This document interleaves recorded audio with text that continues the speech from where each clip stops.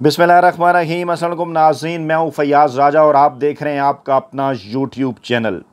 अल्लाह अकबर, बिलाखिर आखिरी फ़तह हमेशा हक़ और सच की हुआ करती है। यही रब ताला की ज़ात का वादा और 9 मई के हवाले से आखिरकार अहम तरीन इंकशाफात सामने आ ही गए और इस वीडियो में आपके सामने रखने जा रहे हैं एक अहम तरीन शख्सियत की 4 खौफनाक वीडियोज़, जिसके बाद 9 मई के हवाले से छुपे तमाम तर राजों से पर्दा उठ गया है। इससे पहले कि ये वीडियो आपके सामने रखें, आपको बताएंगे इस अहम तरीन वीडियो के अंदर हम सुप्रीम कोर्ट ऑफ पाकिस्तान में दायर होने वाली एक अहम तरीन पिटीशन, जिसका बराह रास्त ताल्लुक इन चारों खौफनाक वीडियोस के साथ है और यह दायर की गई जनाब पीपल्स पार्टी के रहनुमा सीनियर वकील एतजाज़ अहसन साहब की जानिब से। पाकिस्तानी मीडिया इसको रिपोर्ट नहीं कर रहा क्योंकि अब वापसी का अमल शुरू होने वाला है। जो कुछ 9 मई के बाद हुआ गुज़श्ता 40 दिनों में पाकिस्तान तहरीक इंसाफ के साथ, पहले इस पिटीशन की तफसीलात आपके सामने रखते हैं, फिर आपको लेकर चलते हैं उन वीडियोस की जानिब। इंतहाई अहम तरीन और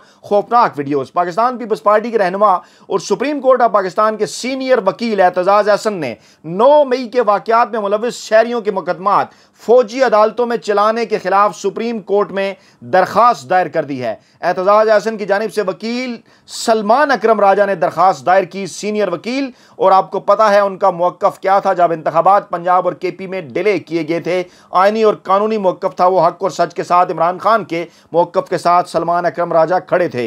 पिटीशन में शहरियों के फौजी अदालतों में ट्रायल को गैर आइनी करार देने और वफाकी हुकूमत का फौजी अदालतों में ट्रायल का फैसला कलअदम करार देने की इस्तदा की गई है। इसमें कहा गया है कि वफाकी हुकूमत ने फौजी अदालतों में ट्रायल के कोर कमांडर फैसला पर रबर स्टंप का किरदार अदा किया। सिविलियन का ट्रायल आर्मी एक्ट के सेक्शन 2 और 59 आइन से मुतसादिम है। आर्मी एक्ट कानून के सेक्शन 2 और 59 को कलअदम करार दिया जाए। दरख्वास्त में कहा गया कि आर्मी एक्ट के सेक्शन 94 और 1970 के रूल्स गैर मुसावी हैं। सेक्शन 94 रूल्स का भी गैर आइनी करार दिया जाए। इंसदाद दहशतगर्दी अदालतों के मुलजमान को अस्करी हुक्मरान के हवाले करने का फैसला कलअदम करार दिया जाए। अस्करी हुकाम की हिरासत में दिए सिविलियन की रहाई का हुक्म दिया जाए। इस दरखास्त में वज़ीर आज़म शहबाज शरीफ, वज़ीर दिफा ख्वाजा आसिफ, वज़ीर दाखिला राना सनाउल्लाह, इमरान खान, 5 आईजीज़, तमाम चीफ सेक्रेटरीज, वजारत कानून, दाखिला, दिफा, काबीना डिवीजन को फरीक बनाया गया। सुप्रीम कोर्ट इस्लामाबाद के बाहर बाद में एतजाज़ अहसन ने प्रेस कॉन्फ्रेंस की, जिसमें उन्होंने कहा कि मैंने अपनी तरफ से अपनी मदियत में फ़ौजी अदालतों के क़याम के खिलाफ सुप्रीम कोर्ट ऑफ पाकिस्तान में दरख्वास्त दायर कर दी है। उन्होंने कहा कि मेरा मौक़िफ़ है कि फ़ौजी अदालतों का क़याम खिलाफ आइन है। हम मानते हैं कि फ़ौजी अदालतें पाकिस्तान के आइन के तहत नहीं लग सकती। इस बारे में अपनी फैसला 1999 में हो गया था। अदालत ने फैसला दिया था कि फौजी अदालतों का सिविलियन पर मुकदमा चलाने का कोई इख्तियार नहीं है। उनका कहना था कि आम अदालतें जब सज़ा सुनाती हैं तो उन्हें पूरी वजाहत लिखनी होती है, मगर फौजी अदालतों को कोई दलाइल नहीं देने होते। फौजी अदालतों में कोई अपील भी नहीं। इंसाफ का ना होना आइन के खिलाफ है। फौजी अदालतों में वकील कोई दलाइल नहीं देता। जब दलाइल ही नहीं देने तो फिर इंसाफ कहाँ से होगा। उन्होंने कहा कि फौजी अदालतों में सिविल अदालतों की तरह अपील भी नहीं है। फौजी अदालतों में मालूम नहीं होता कि जज ने नतीजे तक पहुंचने के लिए क्या इस्तदलाल इस्तेमाल की। फिर 9 मई का वाक़या हुआ जो कि नहायत अफसोसनाक था और ये पिटीशन एतजाज़ अहसन की एक ठंडी हवा का झोंका, ख़ास तौर पर पाकिस्तान तहरीक इंसाफ, इमरान खान के लिए, पाकिस्तानी अवाम के लिए, आइन जमहूरियत के लिए, सियासत के लिए और उन खुफिया हाथों के ख़िलाफ़ जो पाकिस्तान के किसी आइन और कानून को नहीं मानते। और ये भी आपको बताएंगे तमाम तर मीडिया के ऊपर इस हवाले से कोई बात नहीं की जा रही, टीवी चैनल्स के ऊपर इसके ऊपर कोई गुफ्तगू नहीं हो रही। लेकिन बहरहाल एतजाज़ अहसन की इस दरख्वास्त को इंटरनेशनल मीडिया के अंदर भी रिपोर्ट किया गया। उन्होंने कहा कि फौजी अदालतों में कोई अपील नहीं, और वहाँ नहीं मालूम होता कि जज ने नतीजे तक पहुँचने के लिए क्या इस्तदलाल इस्तेमाल किया। और फिर 9 मई का वाक़या हुआ जो नहायत अफसोसनाक था। उनका कहना था कि फ़ौजी तनसीबात को नुकसान पहुँचाया गया, लेकिन फ़ौजी अदालतें 9 मई के वाक़यात का ट्रायल नहीं कर सकती। किसी FIR में 45 लोगों के पास आतिशी असला नहीं था। 4 आईजीज़ को शामिल तफ्तीश होना चाहिए। उन्होंने इन लोगों को नहीं रोका। जब तक इन आईजीज़ को शामिल तफ्तीश नहीं किया जाता तब तक असल हक़ाइक़ तक नहीं पहुंचा जा सकता है। एतजाज़ अहसन ने कहा कि 7 जून 2023 को फॉर्मेशन कमांडर्स की मीटिंग हुई और ISPR ने बताया कि नाकाबिले तरदीद शवाहिद मौजूद हैं। कोर कमांडर हाउस में कीमती सामान का नुकसान हुआ, लेकिन सिक्योरिटी कहाँ थी। आर्मी चीफ को शायद दुरुस्त मशवरा नहीं मिल रहा। रिपीट करता हूं, उन्होंने कहा कि आर्मी चीफ को शायद दुरुस्त मशवरा नहीं मिल रहा, कोर कमांडर के घर को आग लगी और कोई वहां नहीं पहुंचा। हमने अपनी दरखास्त में सवाल का जवाब मांगा है। आईजी पंजाब बताएं कि उन्हें किसने आने से रोका। आपने एक जाल बिछाया कि इसमें कारकुनान फंस जाएं। रिपीट कर रहा हूं, उन्होंने कहा कि आपने एक जाल बिछाया कि इसमें कारकुनान फंस जाएं। उन्होंने कहा कि कोर कमांडर लाहौर के घर पर हमला बेईमाना है, कोई पाकिस्तानी इन हमलों की हिमायत नहीं करता। जो लोग इस वाक़े में मुलविस हैं उनको गिरफ्तार होना चाहिए, लेकिन 9 मई के वाक़े में मुलविस मुल्ज़मान को फौजी अदालतें सजा नहीं दे सकती। उनका कहना था कि जिन्होंने पीटीआई छोड़ दी उनको ना सिर्फ माफ़ी मिल गई बल्कि अगले दिन उन्होंने नई पार्टी बना ली। आम सियासी वर्कर्स को अकेला छोड़ दिया गया है। एतजाज अहसन ने कहा कि पाकिस्तान 1971 को 2 लख्त हुआ, जुल्फ़िकार अली भुट्टो और बेनज़ीर भुट्टो की शहादतें हुई, मुल्क में 4 बार आइन मुअत्तल हुआ, वो भी स्याह तरीन दिन थे। लियाकत अली खान के कत्ल का भी उन्होंने जिक्र किया। उन्होंने कहा कि वो भी स्याह तरीन दिन थे और उसके बाद कोई फौजी अदालत नहीं लगी। इसके बाद आर्मी पब्लिक का अफसोसनाक वाक़या हुआ। इस साने के पेश नज़र आइन में 21वीं तरमीम की गई, फौजी अदालतें बहाल की गई 2 साल के लिए। 2 साल के बाद यह महसूस किया गया कि अभी बहुत से मुकदमात का ट्रायल रहता है, इसलिए 2 साल की तोसी की गई, लेकिन उसके बाद 2019 में यह तोसी भी ख़त्म हो गई। उन्होंने कहा कि मैं साबिक गवर्नर पंजाब सरदार लतीफ़ खोसा के घर पर हमले की भी मजम्मत करता हूँ और 9 मई के वाक़यात में मुलविस मुश्तबा अफराद पर फ़ौज के कवानीन के तहत मुकदमा चलाने के हुकूमती फैसले पर तशवीश के दौरान ये हमला हुआ है। और फिर उन्होंने ये भी कहा, जनाब के वज़ीर कानून का ये जो बयान था उसके ऊपर भी हमें तशवीश है। और फिर इसके साथ साथ जो है वो एतजाज़ अहसन ने कुछ दीगर अहम तरीन मामलात भी उठाए और उन मामलात में सबसे अहम तरीन मामला ये था कि इस जो है वो पिटीशन को आगे बढ़ाया जाएगा। ना सिर्फ सुप्रीम कोर्ट से रिक्वेस्ट की जाएगी कि रोज़ाना की बुनियाद पर इसको देखा जाए,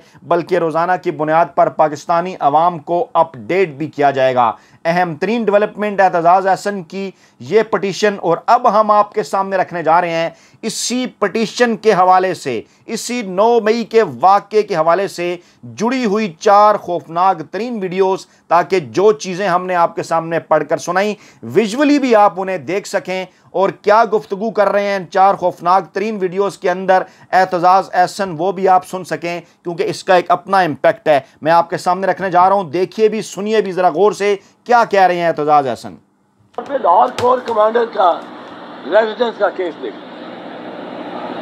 7 या 8 घंटे वो थोड़े से बलवाई और ज़्यादा नहीं है। कोर कमांडर के घर की अगर तस्वीरें आपने देखी हैं या वीडियोस जो गवर्नमेंट ने जारी की हैं, उसमें चंद है वो पंजाबी में कहने ने खिले रहे, कोई उनमें ज़्यादा लोग नहीं, 35-40 लोग एक वक्त में, ज़्यादा से ज़्यादा कोर कमांडर, और सब, और उनके पास किसी के पास आछी असला नहीं है।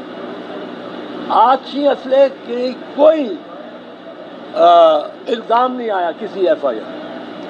अब उनके पास आछी असला भी नहीं है, डंडे हैं, 40-45 लोग हैं। ये IG क्या कर रहा था? IG को शामिल तफ्तीश किया जाना चाहिए। चारों IG ये बता सकते हैं कि क्यों उन्होंने इमलाक का इतना नुकसान होने दिया और एक कदम उन्होंने उस तरफ नहीं लिया, ना उनके किसी सिपाही ने, कि वो बलवाइयों को रोकें। ये जब तक IG हजरात और उनके DIG और SP ये अफसरान को इंटेरोगेट नहीं किया जाता, उस वक्त तक यहाँ आप हकीकत तक पहुँच ही नहीं सकते। एतजाज़ अहसन इमरान खान के पुराने दोस्त हैं, ज़मान पार्क में वो इमरान खान के पड़ोसी भी हैं और अहम तरीन नुकात उन्होंने उठाए। और इसके अलावा अगली वीडियो भी आपके सामने रखते हैं, इसमें भी कुछ अहम तरीन नुकात हैं, इनको भी ज़रा गौर से सुनिए। जिस पे अभी तक कोई गौर नहीं कर रहा, उससे हटा रहे हैं, उससे अटेंशन लगा रहे हैं, वो ये है कि मिसाल के तौर पे लाहौर कोर कमांडर का रेजिडेंस का केस देख लें, 7 या 8 घंटे वो थोड़े से बलवाई और ज़्यादा नहीं है। कोर कमांडर के घर की अगर तस्वीरें आपने देखी हैं या वीडियोस जो गवर्नमेंट ने जारी की हैं, उसमें चंद है वो पंजाबी में कहने ने खिले रहे, कोई उनमें ज्यादा लोग नहीं, 35-40 लोग एक वक्त में, ज्यादा से ज्यादा कोर कमांडर, और सब उनके पास, किसी के पास आछी असला नहीं है। आछी असले की कोई इल्जाम नहीं आया किसी FIR। टेक्निकल बात है। अब उनके पास आछी असला भी नहीं है, डंडे हैं, 40-45 लोग हैं। ये IG क्या कर रहा है? IG को शामिल तफ्तीश किया जाना चाहिए, चारों IG को। चारों IG ये बता सकते हैं कि क्यों उन्होंने इमलाक का इतना नुकसान होने दिया और एक कदम उन्होंने उस तरफ नहीं लिया, ना उनके किसी सिपाही ने, कि वो बलवाइयों को रोकें। ये जब तक IG हजरात और उनके DIGs और SP, ये अफसरान को इंटेरोगेट नहीं किया जाता, उस वक्त तक यहाँ आप हकीकत तक पहुंच ही नहीं सकते। और उसकी मैं आपको ये बात अर्ज करूं तो कोई कहता है, मैं जानना चाहता हूं कि आपको किसने रोका। आप या तो आपने खुद फैसला किया कि जलने दो कोर कमिश्नर के हाउस कमांडर के, जलने दो MM आलम के जहाज को, जलने दो रेडियो पाकिस्तान को, ये सारे पाकिस्तान, ये IG इंस्पेक्टर जनरल पुलिस, उनको हमने इस दरखास्त में रिस्पॉन्डेंट बनाया। जी बिल्कुल। अब मामला वकला की तरफ जा रहा है और एतजाज़ एहसन साहब जैसे सीनियर वकील और अब टेक्निकल मामला जनाब सामने आएंगे, और ये वीडियो भी ज़रा देखिए, ये ज़रा गौर से सुनिए कि क्या कह रहे हैं एतजाज़ एहसन। ये अदालत पाकिस्तान आर्मी एक्ट के तहत फौजियों पर बैठ सकती है। सिविलियन, किसी सिविलियन शहरी को फौजी अदालत ट्राई नहीं कर सकती। आर्मी पब्लिक स्कूल का वाक़या हो गया, तो फौजी अदालतें लगाने के लिए उस आइन में 21वीं तरमीम की गई, उसको 2 साल की और छूट दे दी गई। 9 मई के वाक़यात के बाद उस बलवाई को भी फौजी अदालतें ट्राई नहीं कर सकती। सदाद दहशतगर्दी की अदालतें हैं, वो ट्राई कर लें। इसलिए हमने अदालत से इस्तदा की है और ये पिटीशन फाइल की है। सरदार लतीफ़ खोसा साहब, सीनियर एडवोकेट सुप्रीम कोर्ट, और सलमान अकरम राजा साहब मेरे बिहार। जी बिल्कुल। ये अदालत सलमान अकरम राजा और सरदार लतीफ़ खोसा साहब सीनियर वकील जो हैं वो एतजाज़ एहसन साहब की तरफ से दलील देंगे, दलाइल देंगे। गेम ऑन है। एतजाज़ एहसन ने कहा जनाब कि ये 16 दिसंबर के वाक़े के बाद बनी थी, फिर 2 साल की तोसी दे दी और अब नहीं हो सकते ट्रायल। और अब ये वीडियो भी सुनिए, इंतहाई अहम तरीन वीडियो। इसमें एतजाज़ एहसन क्या कहा गया है कि इतना बेईमाना, इतना अफसोसनाक दिन पाकिस्तान पे नहीं आया जितना 9 मई। सुनिए जरा गौर से। मैं याद दिलाना चाहता हूँ, मैं थोड़ी सी तारीख का तालिब इल्म भी हूँ, कि बहुत से अयाम इस कौम पे आए हैं। नवाबजादा लियाकत अली खान की शहादत 1951 में, पहला वजीर आजम पाकिस्तान का खुद 2 लफ्ज हो जाना। 16 दिसंबर 1971 को 2 लफ्ज पाकिस्तान हो गया, टूट गया। फिर शहीद जुल्फकार अली भुट्टो की मौत, शहीद बेनजीर भुट्टो की मौत, 4 मरतबा इस मुल्क पे आइन को या मनसूख किया कुल्ली तौर पर, या उसको मतलब किया। 1958 में, 1969 में, 1969, 1977 एंड 1999 तीनों दफा मुल्क गिर मार्शल लॉ लगा दिया। क्या वो तजावुज़ नहीं था? क्या वो बड़े रोशन दिन, स्याह दिन नहीं थे?